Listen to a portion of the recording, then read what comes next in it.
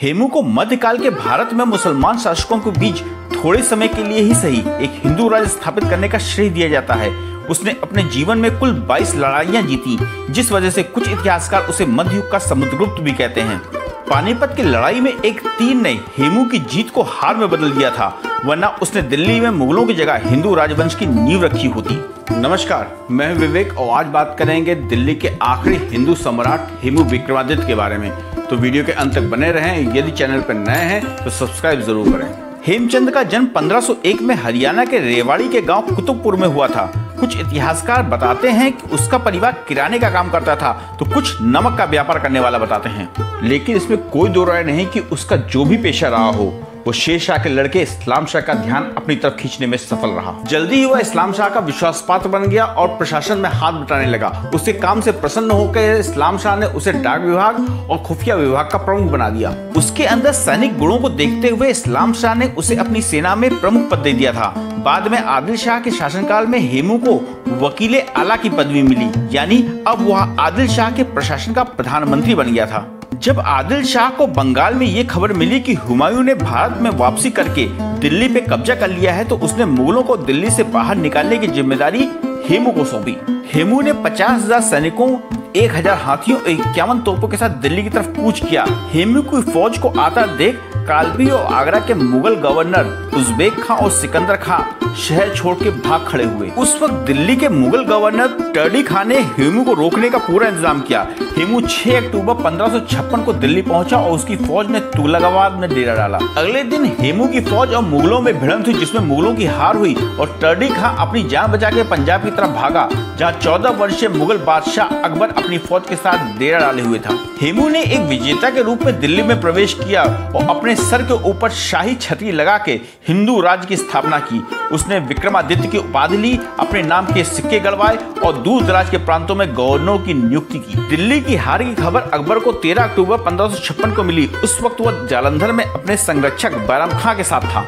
अकबर के मन में दिल्ली की अपेक्षा काबुल अधिक प्यारा था, वो वही बसना चाहता था, लेकिन बैरम खां इससे सहमत नहीं थे। अकबर के सामने दो विकल्प थे, या तो वो आगे बढ़ के दिल्ली पे कब्जा करके हिंदुस्तान का बादशाह बने, या वापस लौट के काबुल पहुंचे और वहां पे एक क्षेत्रीय शक्ति के रूप में ही रह जाए। इधर जब हेमू को पता चला कि मुगल जवाबी हमला करने की योजना बना रहे हैं, उसने फौरन अपने तोपखाने को पानीपत की तरफ रवाना कर दिया। उधर अकबर के संरक्षक बैरम खां ने भी 10,000 सैनिकों की फौज मशहूर उज़्बेक लड़ाके अली कुली शेबानी के नेतृत्व में पानीपत की तरफ भेज दिया। शेबानी ने हेमू के तोपखाने को पानीपत पहुंचने से पहले ही अपने कब्जे में ले लिया। हेमू भी दिल्ली से 30,000 अनुभवी घुड़सवार सैनिकों और 1500 हाथियों के साथ पानीपत की तरफ निकल पड़ा। इस फौज में राजपूत और अफगान दोनों ही थे। युद्ध के मैदान में मुगल सेना ने इससे पहले इतने हाथी कभी नहीं देखे थे। हाथियों के सूढ़ों में तलवार और बर्छे बंधे होते थे। अकबरनामा में अबुल फजल लिखता है कि हाथी किसी भी फारसी घोड़े से तेज चलते थे और हाथी घोड़े और घुड़सवार को अपनी सूढ़ों से उठाकर हवा में फेंक देते थे। 5 नवंबर 1556 को दोनों फौजें ऐतिहासिक पानीपत के मैदान में आमने सामने थीं। हेमू के हमले इतने सधे हुए थे कि उसने मुगल सेना के दाएं और बाएं हिस्से में अफरा तफरी मचा दी, लेकिन मुगल घुड़सवार भी कम ना थे। वो हेमू के हाथियों के सिर पर सीधा हमला करने के बजाय तिरछा हमला कर रहे थे, ताकि हाथियों पर सवार सैनिकों को नीचे गिरा के घोड़ों के तले रौंदा जा सके। पानीपत के मैदान से दूर एक सुरक्षित स्थान पे खड़ा अकबर ये सोच रहा था कि कैसे उसके दादा ने मात्र 10,000 सैनिकों के साथ इब्राहिम लोदी के 1 लाख सैनिकों को इसी मैदान पर हराया था।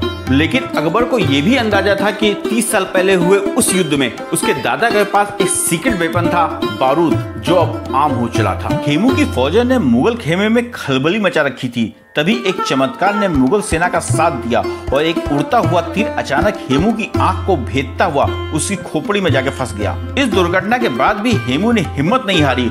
उसने आंख के सॉकेट से तीर को निकाला और लड़ाई जारी रखी। सत्ता पाने की भूख हेमू में अकबर से कम न थी। खून ज्यादा निकल जाने की वजह से थोड़ी देर में हेमू अपने हाथी के हौदे से गिर गया। सेनापति के हाथी को खाली देखकर हेमू की सेना में भगदड़ मच जाती है।